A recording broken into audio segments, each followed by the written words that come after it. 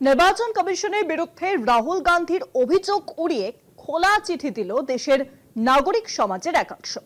কমিশনের চলতি এসআইআর ও ভোট চুরি নিয়ে রাহুল যা বলেছেন সেসব অভিযোগ ভারতের সাংবিধানিক প্রতিষ্ঠানকে কলঙ্কিত করার চেষ্টা বলে দাবি করেছে নাগরিক সমাজ। অবসরপ্রাপ্ত বিচারপতি সহ মোট 272 জন এই খোলা চিঠি দিয়েছেন কড়া ভাষায়।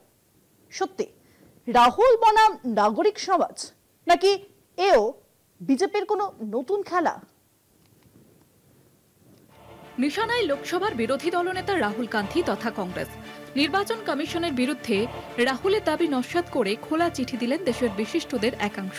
নির্বাচন কমিশনের মতো সাংবিধানিক প্রতিষ্ঠানের মর্যাদা নষ্ট করে গণতান্ত্রিক ব্যবস্থাকে আঘাত করা হচ্ছে। খোলা চিঠিতে এভাবেই খোলাখুলি রাহুল ও তার কংগ্রেসকে বিদ্ধ করা হয়েছে। চিঠিতে 16 জন অবসরপ্রাপ্ত বিচারপতি, 14 জন প্রাক্তন রাষ্ট্রদূত সহ 123 জন অবসরপ্রাপ্ত আমলা এবং 133 জন অবসর নেওয়া সামরিক আধিকারিক মোট 272 জন সই করেছেন।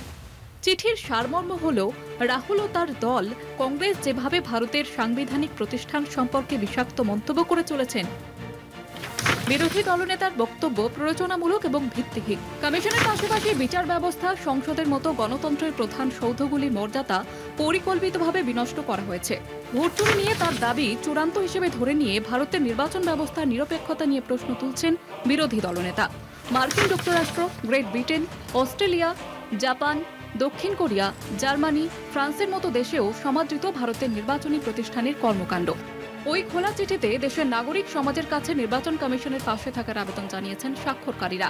সব রাজনৈতিক দলকে ভারতের গণতন্ত্র রক্ষার স্বার্থে কমিশনের কাজে সহায়তা করার আর্জি জানানো হয়েছে। ভারতের সেনাবাহিনী, বিচার ব্যবস্থা ও নির্বাচন কমিশনের উপর পূর্ণ আস্থা জ্ঞাপন করা হয়েছে। ওইসব প্রতিষ্ঠানকে রাজনৈতিক পাঞ্চিং ব্যাগ হিসেবে ব্যবহার না করার আবেদন জানানো হয়েছে।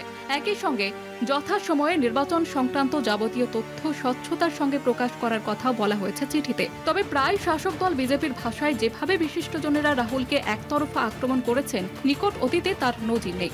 কলকাতা টিভি।